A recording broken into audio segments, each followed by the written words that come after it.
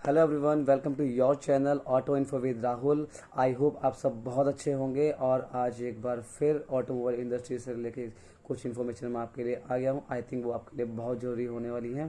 तो वीडियो को शुरू करने से पहले मैं आप लोगों से रिक्वेस्ट करूँगा कि वीडियो को अगर आपको अच्छी लगे तो वीडियो को लाइक कीजिएगा, और अगर आप चैनल पे नए हैं या अभी तक आपने चैनल को सब्सक्राइब नहीं किया है तो नीचे के रेड बटन को दबा के आप चैनल को सब्सक्राइब कर दीजिए। बेल आइकन दबाना ना भूलिएगा, जिससे कि नए नए अपडेट्स आपको मिलते रहें, और वीडियो अच्छी लगे तो शेयर जरूर कीजिएगा।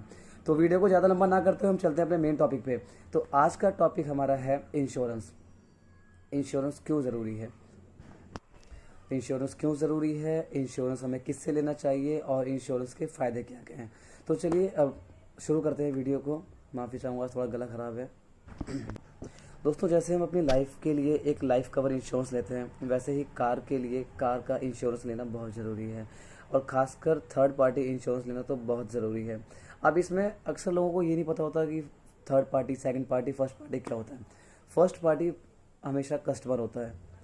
जब हम एक गाड़ी लेते हैं तो फर्स्ट पार्टी कस्टमर होता है, सेकंड पार्टी इंश्योरेंस कंपनी होती है, और थर्ड पार्टी वो होता है जिससे हमारी कार से जिसको डैमेज पहुंचेगा, थर्ड पार्टी वो होता है। तो थर्ड पार्टी इंश्योरेंस बहुत ज़्यादा कंपलसरी है। विदाउट इंश्योरेंस आप ऑन रोड कार ड्राइव नहीं कर सकते। अब इंश्योरेंस हमारे काम कब आता है? सपोज आप ऑन रोड कार ड्राइव कर रहे हैं और आपकी कार में किसी भी तरह कोई डैमेज हो जाता है दूसरे की वजह से, या फिर कोई पेड़ गिर जाता है, कोई बिल्डिंग गिर जाती है, कहीं से कुछ पत्थर गिर जाता है, या कोई दूसरी गाड़ी वाला ठोक देता है, तो उस केस में आप अपनी कार का जो क्लेम है वो वर्कशॉप से ले सकते हैं। वहाँ पे आपका इंश्योरेंस काम आएगा। ठीक है। दूसरा, अगर आपकी गाड़ी चोरी हो जाती है या नेचुरल डिजास्टर की वजह से कोई इम्पैक्ट आता है तो आपको वहाँ से इंश्योरेंस का काम आएगा, क्योंकि आप टोटल लॉस के केस में आपको प्रॉपर जो भी इंश्योर्ड वैल्यू होगी वो आपको पूरी की पूरी वहाँ से मिल जाएगी। ठीक है। अब इंश्योरेंस हमें लेना कहाँ से चाहिए?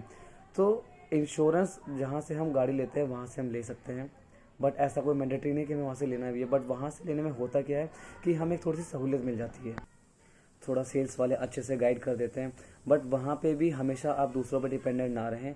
इंश्योरेंस अगर आप ले रहे हैं तो उस इंश्योरेंस में आपको क्या क्या चीज़ें ऐड करवानी है ये हमेशा आप चेक करें।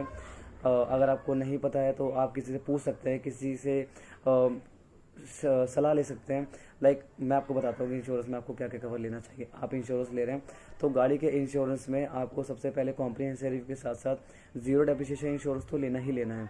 न्यू कार के ऊपर 3 साल से लेकर 5 साल तक कंपनी जीरो डेप्रिसिएशन प्रोवाइड करवाती है। दूसरा, जीरो डेप्रिसिएशन के साथ साथ आप उसमें की production, engine production, return to invoice जो कि बहुत ज़्यादा मैंडेटरी है आज की डेट में, प्लस टायर रिप्लेसमेंट, और भी इस तरीके के कई जो फीचर्स हैं वो आप अपने इंश्योरेंस में ऐड करवा सकते हैं। जीरो डेप्रिसिएशन के बारे में तो नॉर्मली सबको पता ही है कि उसमें हमें bumper to bumper plastic, rubber, consumables का भी जो क्लेम होता है वो मिल जाता है। बट रिटर्न टू इनवॉइस का क्या है कि मोस्ट ऑफ द पीपल्स को इसके बारे में पता ही नहीं है। रिटर्न ऑफ इनवॉइस में होता क्या है कि आपने अगर वो ऐड करवाया है अपने इंश्योरेंस के अंदर तो उसमें इंश्योरेंस का प्रीमियम 10 से 15% या 20% तक बढ़ जाएगा।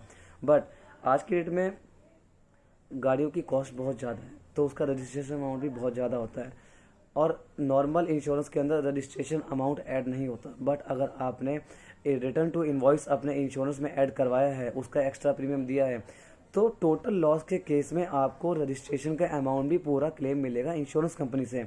सपोज आप महिंद्रा की एक्सयूवी या स्कॉर्पियो जैसी गाड़ी लेने जाते हैं जो कि ऑन रोड 18 से 20 लाख रुपए की बैठती है, इसमें रजिस्ट्रेशन कॉस्ट ही 3-3 साढ़े 3-3 लाख की जाती है। और अगर आपने 2,000-3,000 रुपये एक्स्ट्रा देके रिटर्न टू इनवॉइस ऐड करवा ली, अब भगवान ना करे कोई मिस हैपनिंग होती है, तो एटलीस्ट आपको वो प्रॉपर रजिस्ट्रेशन का अमाउंट पूरा का पूरा क्लेम में मिल जाएगा। तो हमेशा इन चीज़ों का ध्यान रखें कि क्या क्या इंश्योरेंस के पार्ट आपको अपनी गाड़ी के इंश्योरेंस में कवर में लेने हैं। और दोस्तों, एक और बात, अक्सर देखा जाता है कि इंश्योरेंस खरीदने के लिए शोरूम वाले कस्टमर्स को फोर्स करते हैं कि नहीं सर, आपको इंश्योरेंस तो डीलरशिप से ही लेना पड़ेगा, अदरवाइज जो गाड़ी पे डिस्काउंट है वो लैप्स हो जाएगा, वो आपको नहीं मिलेगा। बट ऐसा बिल्कुल नहीं है।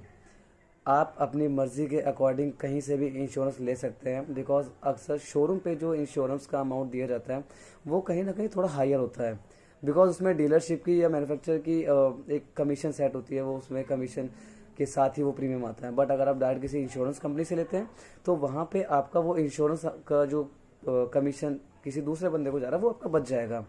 तो इसीलिए इंश्योरेंस लेने से पहले आप किसी दूसरी कंपनी से प्राइस मैच कर लीजिए, उसमें क्या क्या फीचर्स, क्या क्या फैसिलिटी वो आपको प्रोवाइड करवा रहा है वो आप चेक कर लीजिए। उसके बाद ही तय करिए कि आपको इंश्योरेंस लेना कहाँ से है। और अगर कोई सेल्स पर्सन या कोई भी पर्सन आपसे कहता है शोरूम में कि नहीं, अगर आप इंश्योरेंस नहीं लेंगे तो आपको ये डिस्काउंट नहीं मिलेगा या गाड़ी में वेटिंग ज़्यादा करनी पड़ेगी, तो ऐसा कुछ नहीं है। ये सिर्फ अपनी सेल्स को इंक्रीज़ करने की एक ट्रिक है जो कि शोरूम वाले अक्सर अपनाते हैं। तो इन चीज़ों से अवेयर रहें। Being as a customer it's your choice कि आपको इंश्योरेंस कहाँ से लेना है, आपको कार कहाँ से ख़रीदनी है। हर एक चीज़ के लिए आपकी चॉइस बहुत ज़रूरी है, वो आप डिसाइड करेंगे कहाँ से लेना है। तो किसी के दबाव में आकर कभी कहीं से पर्टिकुलर कोई चीज़ ना लें। तो दोस्तों आज की वीडियो में बस इतना ही, और एक बार फिर बहुत जल्दी मिलूँगा आप लोगों से कुछ नई इन्फॉर्मेशन लेके। तब तक के लिए गुड बाय, और वीडियो को पूरा देखने के लिए thank you so much. Channel को लाइक और सब्सक्राइब जरूर करें। Thank you so much for the watching. जय हिंद, शुक्रिया।